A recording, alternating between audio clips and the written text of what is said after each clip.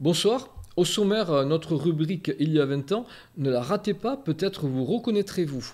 Du basket, des nouvelles de notre coureur de l'estrême Ajet Moussien, mais pour commencer, la neige du 28 février.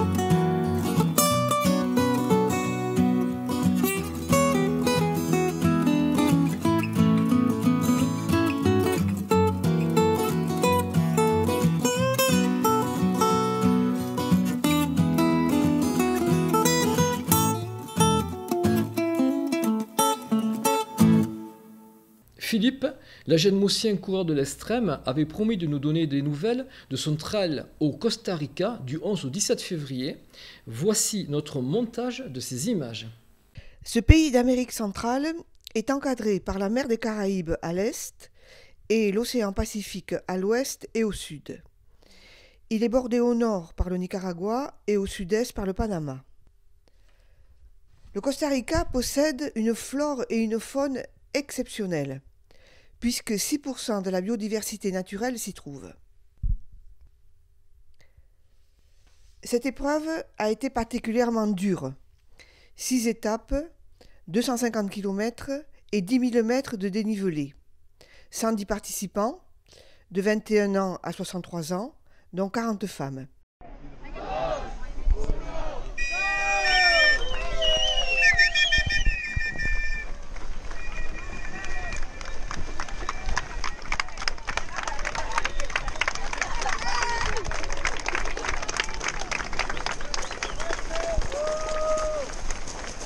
À cause de la chaleur, il fallait se lever à 3h30 du matin, le départ étant donné à 5h30.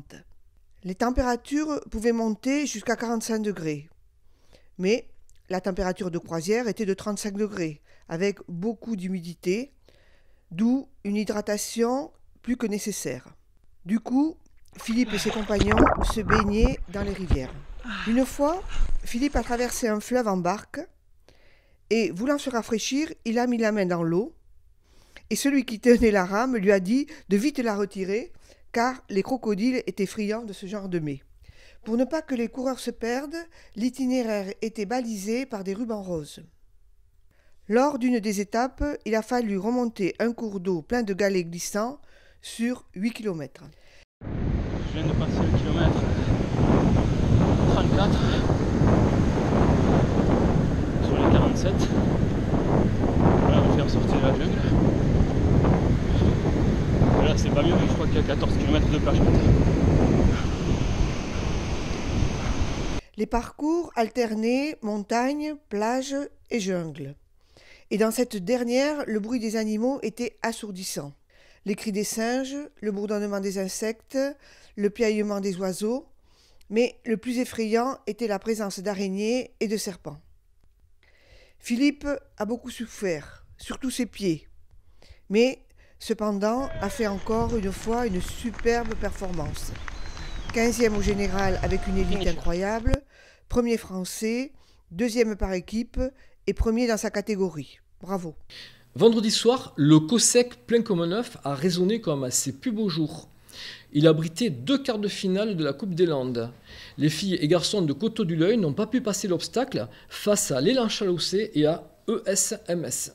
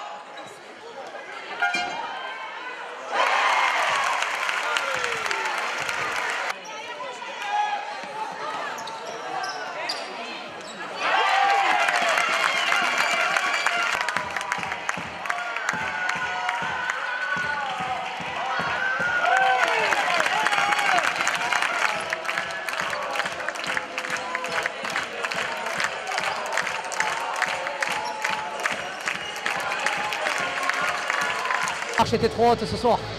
Bien sûr qu'on a des regrets parce que la Coupe des Landes, on a envie d'aller le plus loin possible. On est tombé sur une très belle équipe d'Élan Chalossé. J'ai rien à reprocher aux filles. Aujourd'hui, on s'est battu. On a fait un match à l'énergie.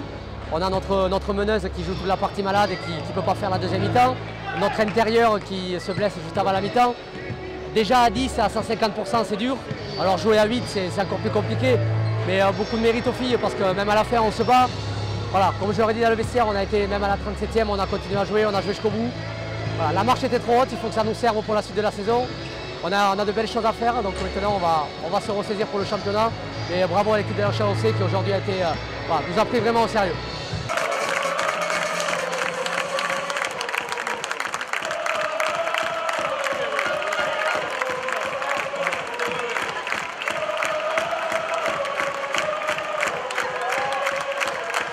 Dame Coupe des Landes n'est pas adepte des réseaux sociaux, mais suite aux divers commentaires concernant un récent 8e de finale et une lettre le mettant en cause, elle ne pouvait rester insensible.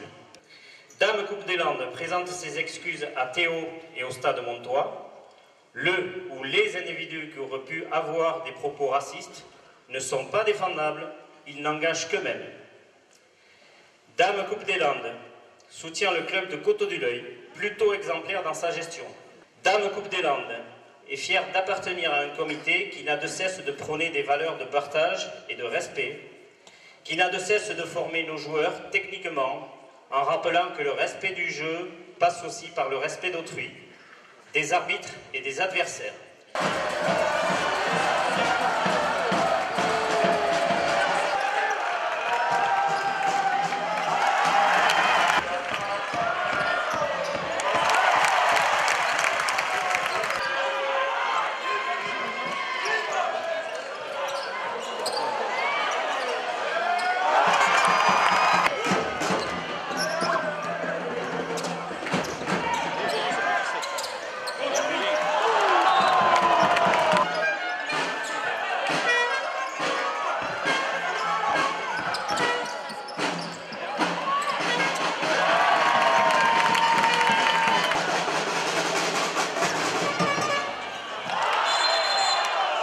Je pense qu'aujourd'hui on était un peu trop handicapés, on n'avait pas toutes nos forces. Et quand on tombe contre une équipe comme le CMS qui joue à ce niveau, dans le combat, dans la densité physique, on a lutté, mais je crois qu'il y avait une classe d'écart. Et je crois que le score est tout à fait logique. Et je pense que le CMS, vu l'effectif qu'ils présentent cette année, ils ont quand même des...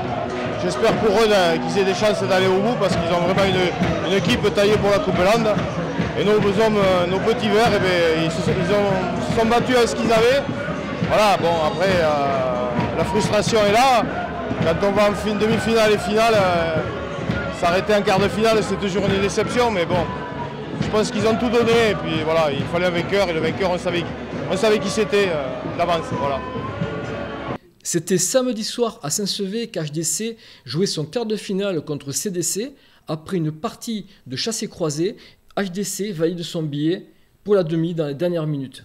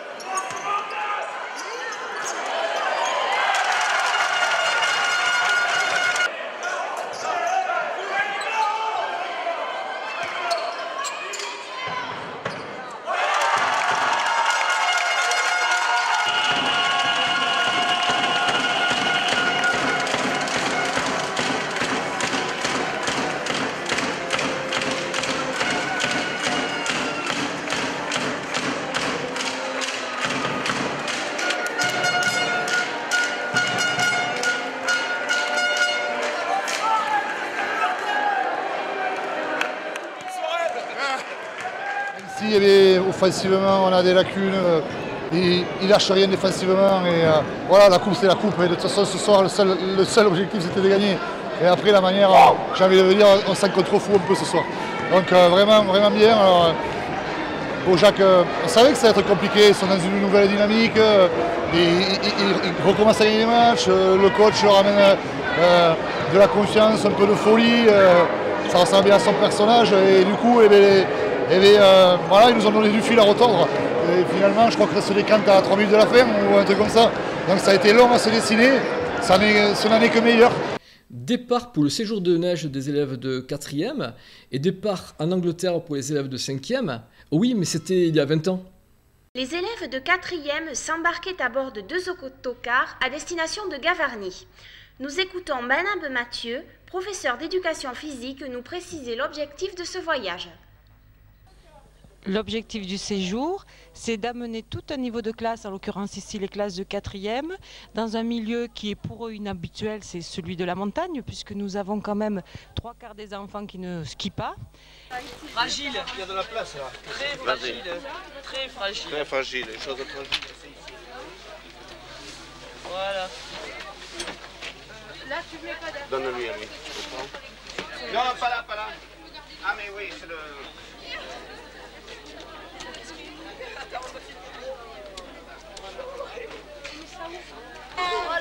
Salut Damien. Allez, tu montes. Beaumont, Sylvain, c'est bon. Carrère, Guillaume. Vous le voulez de quelle couleur? Et toi? Je sais pas. Vert, Plâtre vert, d'accord. On verra au retour, je viendrai filmer les plats. D'accord. Oh non, c'est bon. En cas d'accident, quelle couleur tu veux comme plat? Bleu. Bleu. Et toi? Transparent comme ça on voit l'os.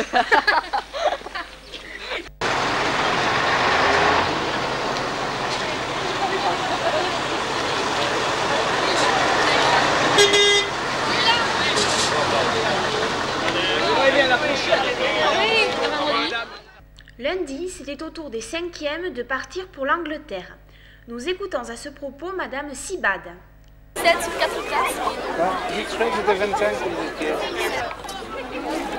Donc vous partez en voyage avec beaucoup d'élèves de 5e. Est-ce que vous pourriez nous donner un petit peu le programme? Oui, mais voilà, on va arriver en Angleterre demain matin de bonne heure. On a une journée chargée. On va aller visiter le bateau de Nelson à Portsmouth. Et puis on va aller visiter une autre ville dans le sud. Et puis chaque journée, on va effectuer un déplacement pour voir une ville historique et culturelle. Donc ça va être une semaine assez chargée, mais on va en profiter, je pense. Et est-ce que les enfants seront logés dans les familles? Oui, les enfants, ils sont logés par 2, par 3, par 4 dans des familles anglaises. Donc ils profitent de pratiquer leur anglais le soir. Donc c'est aussi une pratique linguistique aussi bien que culturelle. Et vous partez pour combien de temps? On part pour une semaine complète. Bon, écoutez, je vous remercie, bon voyage. Merci beaucoup.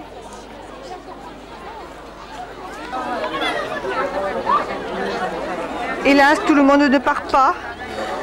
Et les pauvres élèves du collège qui restent là sont derrière le grillage.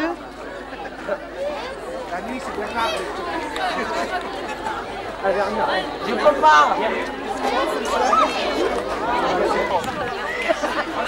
Mais c'est presque la mairie, c'est pas mal, Guillaume Deschamps. C'est le premier Sylvain Lafoucault. Rémi, mon voisin. Éric Dufaux. Lionel Bayloc. Julie Longtemps. Moi j'ai dit à Rémi d'essayer de tout ramener, on y voit vite. Moi aussi, parce que Pierre il allait sur le bout de zone. Et Julie lui a dit je sais pas combien de fois regarder le oui. Écoute. Ah petit.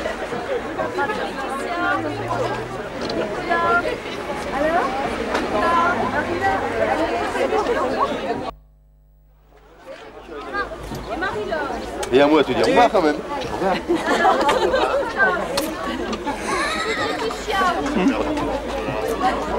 T'as pas dit au revoir à maman? Si, elle en a fait 4. 4? Dis donc.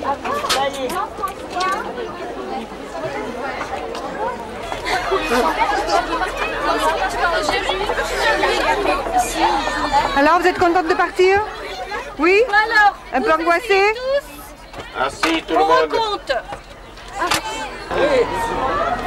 Oh, j'ai le mien, je sais pas où il est, il s'en fiche complètement, ça y est. Ça, c'est sûr. Ah, lui, pour deux fois qu'il part si loin. Il est heureux comme ça, hein? Ah oui.